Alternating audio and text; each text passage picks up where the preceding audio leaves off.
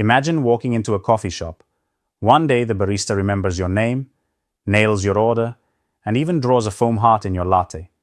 The next day, different barista, same shop, and suddenly your double oat flat white turns into lukewarm brown sadness. What changed? The beans? The milk? Nope, it's the design of the service. And that, my friends, is exactly what Kai Yang's book, Design for Six Sigma for Service, is all about. See, most businesses treat services like patching a leaky roof. A customer complains about long wait times, so they try to speed things up. A billing error pops up, they throw in another approval step. Problem is, that's like duct taping a sinking boat. It might keep you afloat for a while, but sooner or later, you're swimming with the ducks. That's why Six Sigma came in with DMAIC: define, measure, analyze, improve, control. It's the corporate version of fixing potholes. Great for improvements, but what if the road itself goes in the wrong direction? That's where Design for Six Sigma, DFSS, changes the game. Instead of fixing, you start by designing the whole service properly from the ground up. No duct tape, no random patches, just a service that actually makes sense. So what makes up a service? Kai Yang breaks it into three main ingredients. First, the product. What the customer actually gets. In a hospital, it's not just the treatment, it's the diagnosis, the aftercare, the discharge papers you'll probably lose in your glove box. Second, the process. The behind-the-scenes workflow, like the entire journey at a rental car counter from license check to "please don't crash our Toyota." Third, the interaction, the human element. That friendly smile, that patient explanation of insurance options you definitely don't understand, and that sigh when you still ask the same question for the third time. Get those three elements right, and boom, your service looks like magic. Get them wrong, and you've got angry tweets, one-star reviews, and memes made at your expense. Now, how do you figure out what customers actually want? It's not just about cutting costs or adding random features. Value, says Yang, equals benefits minus liabilities. Benefits come in three flavors. Functional, does it work? Psychological, does it make me feel good? And service, convenience, is it easy? Liabilities are also sneaky. There's the obvious stuff like cost, but also psychological risk.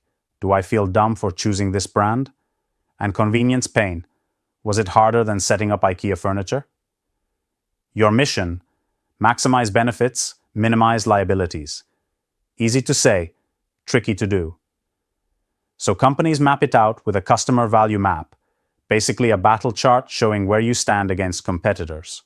Are you the high-value champ or the sad little player nobody notices? Once you know what matters, you've got to translate fluffy customer desires into cold, hard specs. This is where QFD, Quality Function Deployment, enters like a nerdy superhero. Its main tool is the House of Quality, a big grid that matches customer wants to engineering hows. Example, customers say, "I want fast hotel check-in." The House of Quality spits out 3 minutes max from lobby to room key, and only one signature needed. Boom, feelings turned into numbers. But how do you deliver all that without breaking the bank? Value engineering. Strip everything down to its function. Verb plus noun.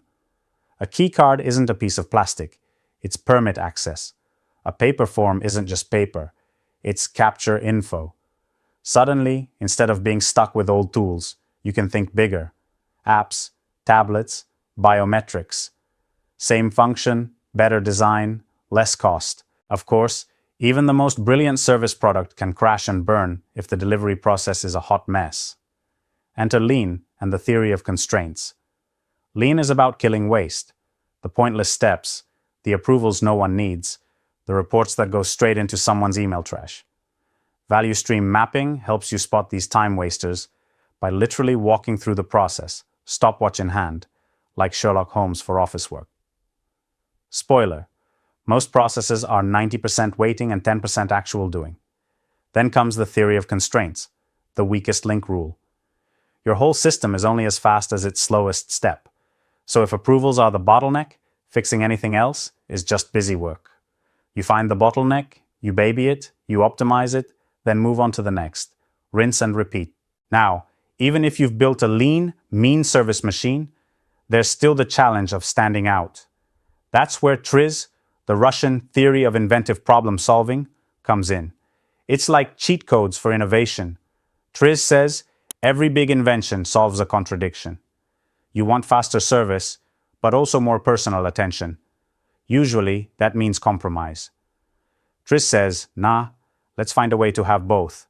Like self-checkouts, plus a friendly greeter who saves you when the machine freezes on unexpected item in bagging area. But services aren't just about function. They're also about identity, your brand.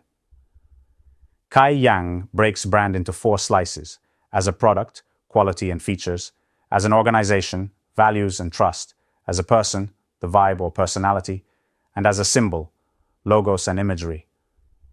Together, these make your brand sticky in people's minds, the kind customers remember and come back to.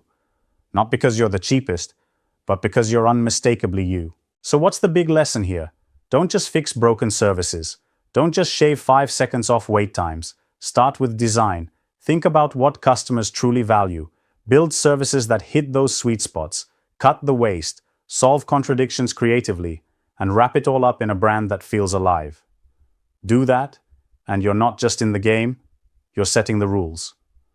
Oh, and speaking of design, I've designed this video with one more interaction in mind: you hitting that subscribe button. Think of it as a service exchange. You get fresh, nerdy fun explanations of business books. I get, well, a little validation that I'm not just talking to my coffee mug. Win-win.